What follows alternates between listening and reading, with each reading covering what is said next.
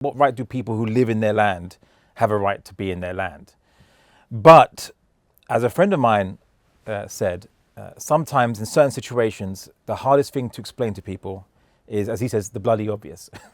And in this case, the bloody obvious, or the bleedingly bloody obvious, is that the Palestinians have been dehumanized, and they've been viewed as not human and not subject to the same rights that we would convey to others. I think there was an infamous situation where someone maybe put on ChatGPT, they asked, do Jews have a right to live in Palestine or Israel? And they'll say, of course, every nation has a right to self-determination, and Jews have the right to self-determination too. And then when they ask the same question, do Palestinians have a right to live in Palestine? And they say, this is a complicated question, and there's many factors and many different sides. So this is one of the issues. So put simply, they do have a right to live in their own land, the land that they've been living in.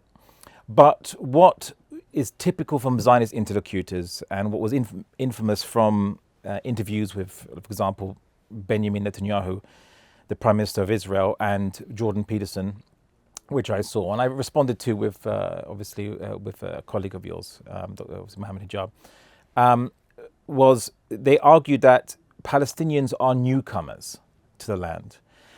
And they'll say, well, then they don't have no right to be there, but they imply that Jews have a better right to be there, and therefore Palestinian considerations and rights should take a second place.